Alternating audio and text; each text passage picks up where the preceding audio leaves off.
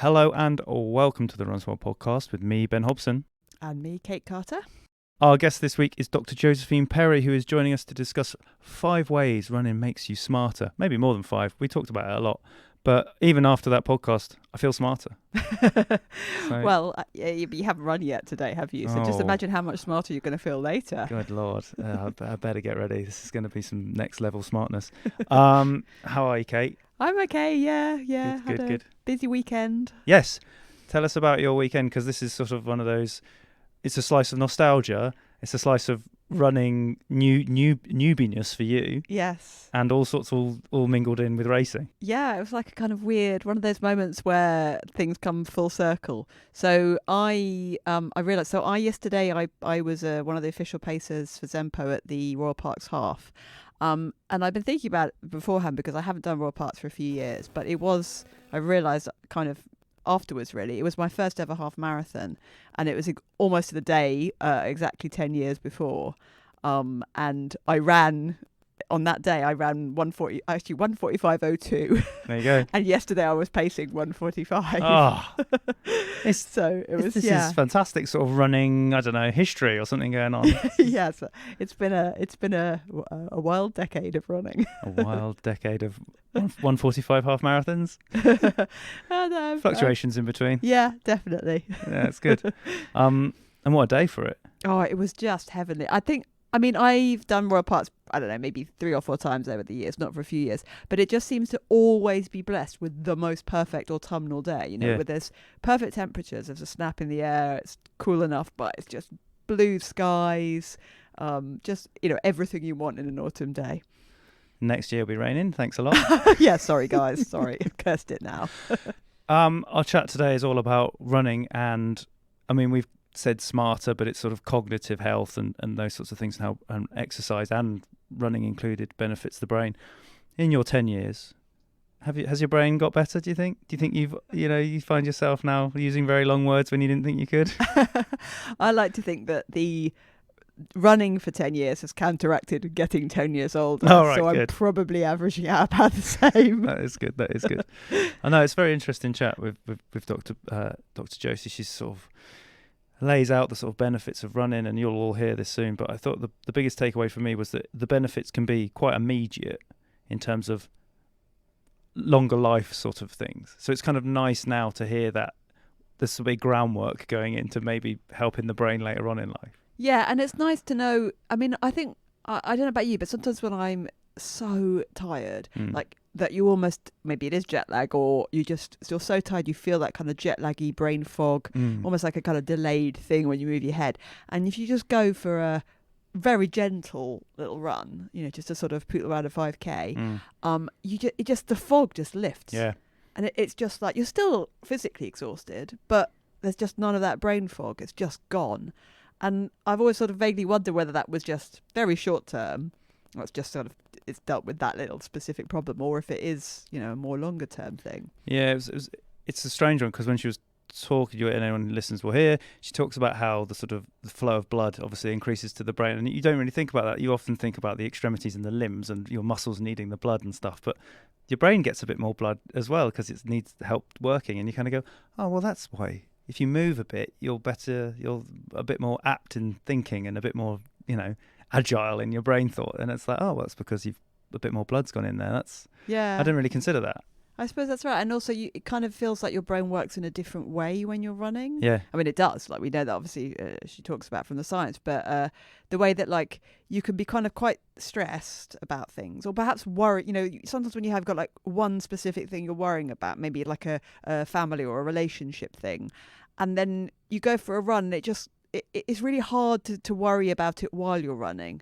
And it always seems to bring some kind of clarity to it, some kind of perspective. And it's just really hard to be stressed and run at the same time. Unless it's going badly. Well, but even then, yeah, true. It's almost afterwards you're like, oh, that was rubbish. Because like, I thought I was running faster than that, or that, the paces I was hitting in that session were terrible. But you kind of almost you can't also think about it at the time. Yeah. You just, afterwards, you kind of think, ooh, and then you might be a bit blue, like, just from your fitness point of view. I do think that there's a second sort of a side to it where runners are possibly some of the stupid people that I've ever met in the things that they decide to do.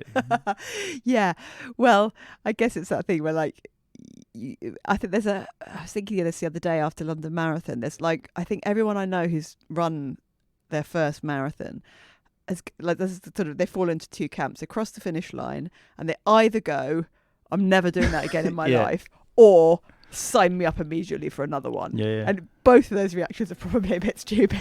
Yeah, it's like Rick, in his 100-mile stuff. He's just like, just really want to do it. And I'm just like, listening, what a ridiculous thing to start thinking about, Rick. But these are the smart thought processes of the running brain, I guess. Yeah, it's a sort of escalation, isn't it? Well, I've done this and now I've got to do the next thing, and I've got to do the next thing. You never stop back and think, hang on a second, is this really smart thing? Oh yeah, I mean, this whole podcast is centered around running smart, like the brain of it, not anyone else looking in upon running going, that doesn't look very smart. Yeah, what you're doing there isn't very smart. Whereas we've all gone, this is so smart. This is the smartest thing we could do. Yeah, absolutely. All right, well, without further ado, let's get our guest of the week on. Guest of the week, here in the studio. Guest of the week, sometimes on the phone. Could be an athlete, could be a physio, or a complete unknown. It's a great pleasure to welcome you back to the Runners World podcast, Dr Josephine Perry. It's good to be back. I don't know, I've lost count how many times you've been on now. Many times. But I think that this is the most important one because you're a doctor and you run, thus proving everything that we're going to talk about. Well, I'm a currently injured runner who's got 6 weeks off with a broken toe. So does that make me instantly less smart? Well, you did tell us how you do it. Yeah, no. Yeah. So yeah, maybe. But thank you for joining us and for chatting through how running can hopefully make us all a bit smarter. We've written a multitude of different things about how running benefits everyone really in different ways. But can we claim intelligence? Intelligence is often kind of born within us. So I wouldn't say we can claim that, but there are different types of intelligence. I think some scientists worked out there's about 7 types of intelligence. But one we focus on a lot in psychology is emotional intelligence. And absolutely, you can learn a lot through running that helps your emotional intelligence. So I would say, yes, we can kind of claim that a bit. But actually, we can claim it makes you smarter is a very generic word for it. But if we think we've got 3 types of health, we have physical health, which absolutely running helps with. We have mental health, which for most of us it helps with, unless we take it too far. And then we have cognitive health. And cognitive health it's our mental functioning, really. So it's how we process our thoughts, it's our memory, our ability to pay attention, to concentrate, to be creative, and how we kind of problem solve. And there is lots of research that suggests that running and other cardiovascular exercise can really help with those cognitions. So we probably can claim that it makes us smarter. Great. Sold. With cognitive health, I'm interested because often when you're actually doing, anyone who's done a marathon will know, like towards the end, you literally have the cognitive abilities of a snail or something. I mean, I can't add 2 and 2 in the last few stages of a marathon. So presumably there's the short term and the long term, right? Yeah. So I love this fact that apparently your brain is about 2% of your body weight, but it takes 20% of the energy that we put in it. And it loves glucose. So when you are getting towards the end of a marathon, you need that energy over your whole body. So your brain is definitely starting to lose out on the energy coming into your body. It doesn't have enough to, as we would say, think straight. And when we get low blood sugar levels and when we don't have enough energy, we actually start to think with a part of our brain called our amygdala. It's the part of our brain that looks for threat. It's looking for kind of worries and problems, right? It diverts energy focus away from our prefrontal cortex, which is the part of our brain that's very rational and sensible and helps us make great decisions. So that's why when we get very depleted, we won't make the best decisions. and we might be much more emotional than we would be otherwise. So yes, when we start to deprive our brain of the energy that it needs, we're not going to be as smart as we could be. Completely tangential, but is that why when you're tired you always want sugar? One of the reasons. One of the reasons. One of my reasons. No, it's just you. Yeah. I did a talk at the Science Museum on running a few years ago with Jo Pavey. And we were just standing in the wings waiting to go on stage to do it. And she started eating chocolate. And I'm looking at her like, whoa, you're Jo Pavey, you're eating chocolate? She's like, well, how else am I supposed to fuel my brain before I go on and give a performance? And I was like, oh my God, that's genius. Yeah, of course we should be doing that. We want to kind of make sure that we're fully fueled so we can go and use the right part of our brain to talk brilliantly. So we should all have a bar of chocolate when we go to work every morning. She had a piece of chocolate. I think she was a bit more held back. Don't ruin this for me.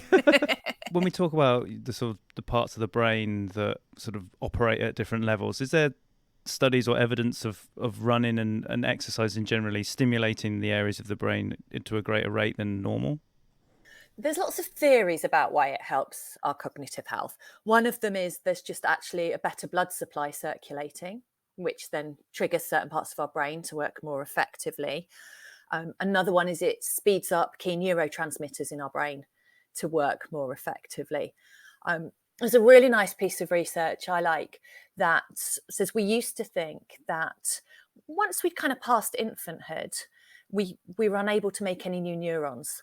So we're kind of born pretty much with the neurons we have, and then we get a few more as a small child, and then they just gradually start to die as we get older, which is why our cognitive abilities lessen as we age.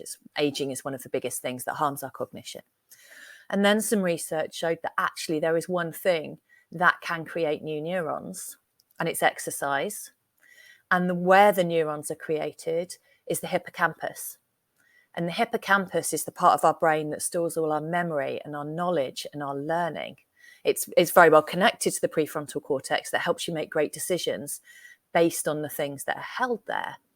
So actually it can help us remember better. It can help us think through things more clearly. It can help us keep the right memories that help us rather than hinder us. So I think that one feels quite positive about how well running can help.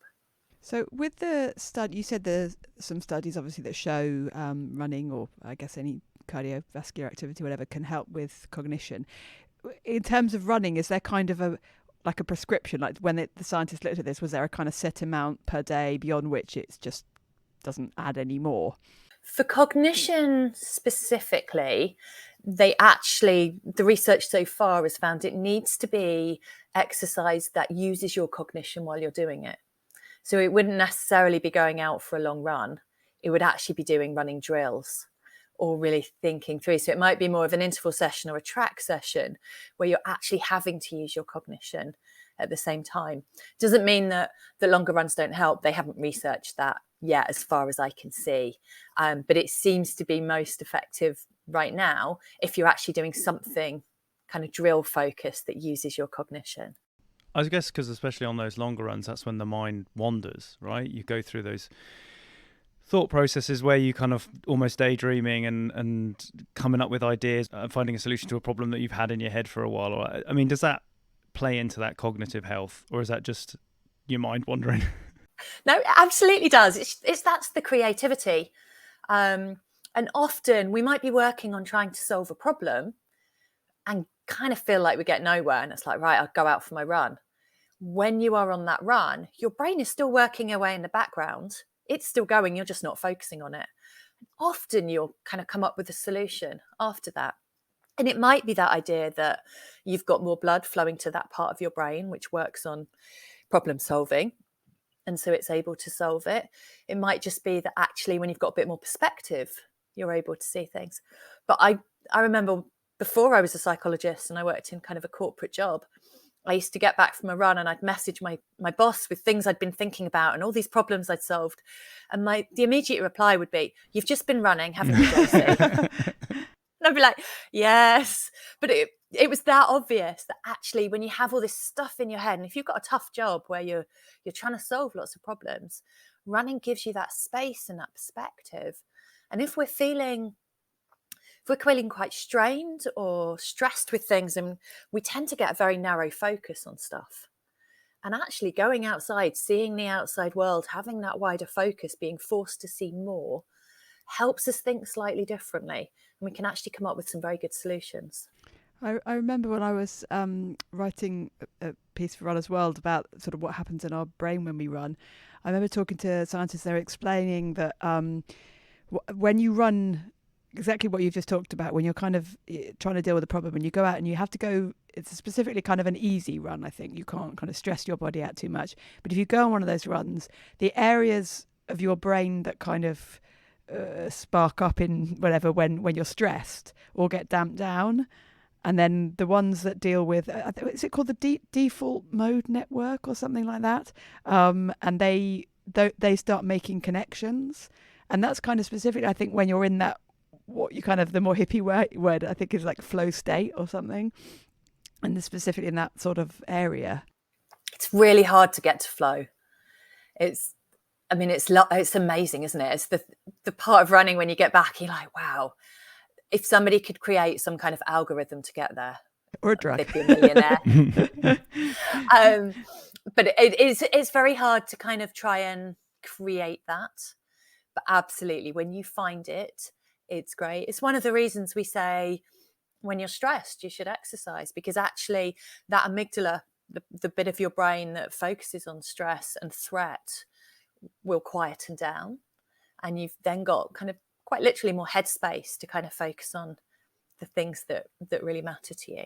And I suppose that's also equally why when you run too long, I mean, too in inverted commas there, but like I remember seeing a study where they looked at brains of ultra marathoners, like who'd done some like epic multi-day huge ultra marathon, and their brains had like shrunk or something. It was quite a terrifying statistic. But they then did it again, like the same scans or whatever, a couple of weeks later, and they were back to normal. So it was clearly a temporary effect. Well, I have to say, when I work with ultra runners, when we look at why they haven't completed runs or races, it is actually usually down to the nutrition, because you get to a certain point of where your stomach just feels rubbish. There's only so many gels you can eat or how long you can go without your body and your stomach starting to feel really bad. And so it feels bad. You do not want to eat, but you also haven't fueled your brain enough at that point to make the decision, I must eat, otherwise I am going to have to drop out. And so it usually comes down to not making great decisions because you haven't fueled. But the other element on really, really long races is sleep. So there's some really interesting research when they have sleep deprived people, and you see that their cognitive health is as bad as somebody that's had a concussion. So very similar, you'll see people with kind of brain fog, very slow responses that we would often put down to concussion, but they've had no head injury. It's purely a lack of sleep. And that's one of the reasons running helps us, because it can tire us out. It can make us sleepier when we're outside, particularly if we run outside in daylight. We get the lumens go through our eyes into the right part of our brain that helps build up sleep pressure. So it then helps us fall asleep at the right time at night. It helps with our circadian rhythm, and we get into a really good rhythm with it. If we don't get that, or we're running kind of on a treadmill in a gym, we're not going to get that same benefit, and it won't help us sleep. If we get the sleep benefit, we get brilliant cognition. Does that also mean that because in winter running, even if you're not on a treadmill, you're just much more likely not to be getting, vitamin D in the sunlight? So actually any daylight can still be really, really helpful for building up that sleep pressure. So yeah, if you get a choice about when you run, being able to run in daylight is really beneficial for that sleep element. And the better we sleep, the better our cognition, the less kind of brain fog we have, the more creative we can be. That's good to know, especially with winter around the corner. Yes. Yes. I love running on the treadmill in winter. Well, Kate, careful, because it will make you stupid. You mentioned how memory is, and the part of the brain which helps with memory and learning and those sorts of things is affected when we exercise. Does that then correlate with studies about sort of conditions like Alzheimer's and those sorts of things, and how exercise and running can offset or delay that sort of the impact of those conditions? Perfectly, yes.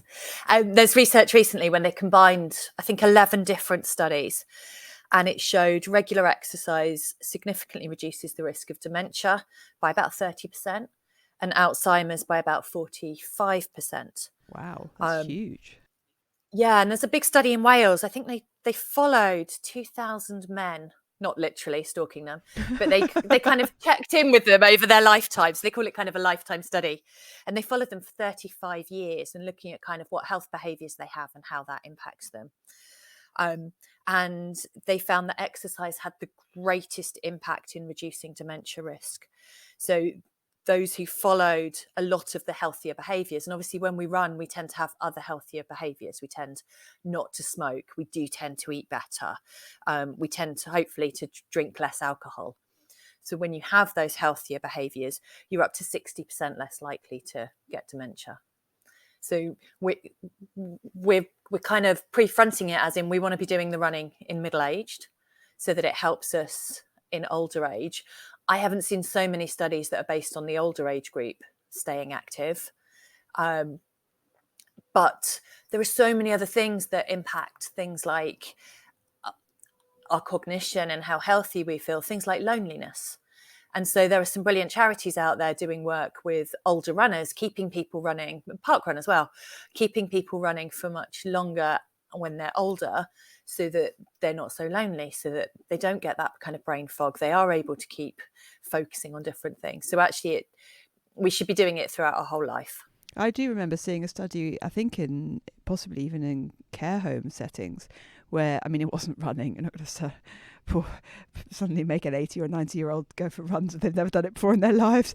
But they did a program of gentle, heart-raising, sort of maybe some aerobic type exercises, and I think also dancing, which, you know, people just generally enjoy doing, and they did have like measurably better health outcomes and so on from it. And that was even just people who'd never done anything before, who had been introduced to very late in life.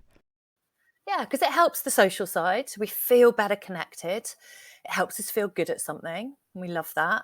We're doing it out of choice. We're not being forced to do things. It's fun. There's like so many pillars that help us feel better. And when we look at those three types of health, so if we've got physical, mental, and cognitive health, they do all feed into each other.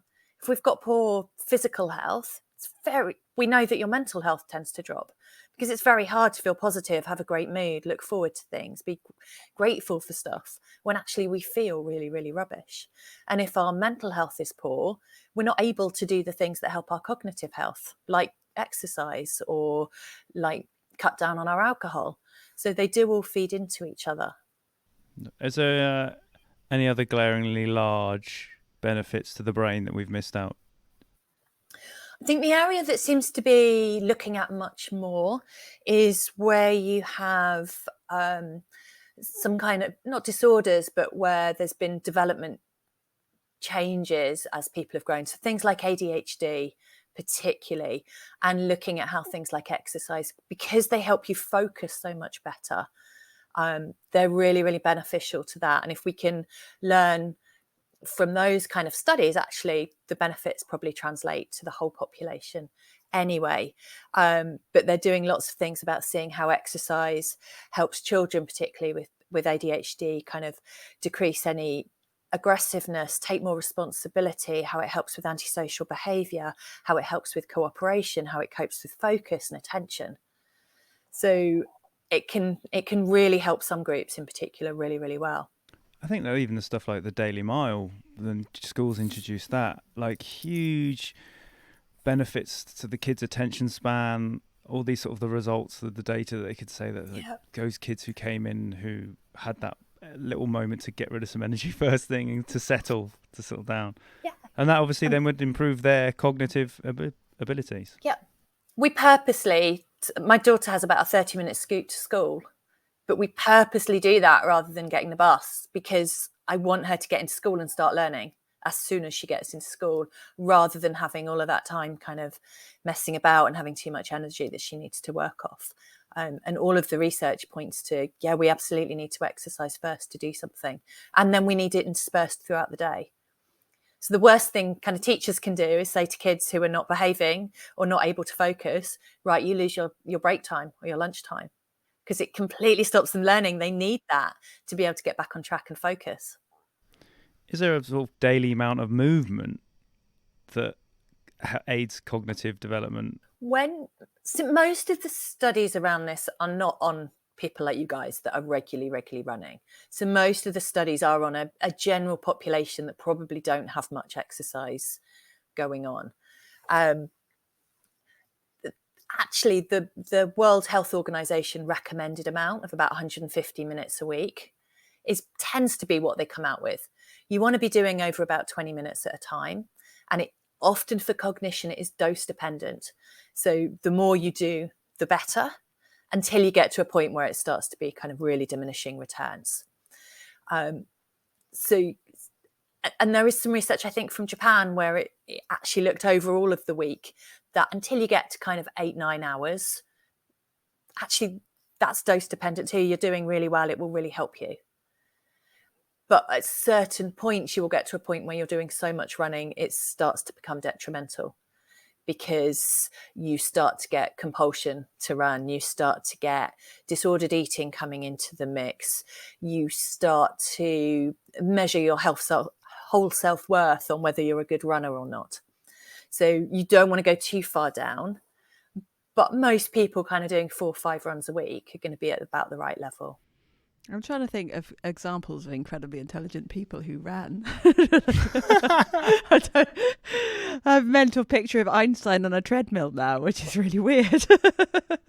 I'm sure some of the great brains have obviously, probably, well, they probably got out and had a move around at least. Oh no, I've thought of one. Sorry, it's a bit tangential, but Magnus Carlsen, who's clearly got that kind of incredible ability that chess players have to see 400 moves ahead of anybody else, and he does a lot of exercise, doesn't he? I think he runs and he boxes and he does all sorts of sort of quite hard cardio sport. I'd say like Ronnie O'Sullivan. Oh, of course, yes.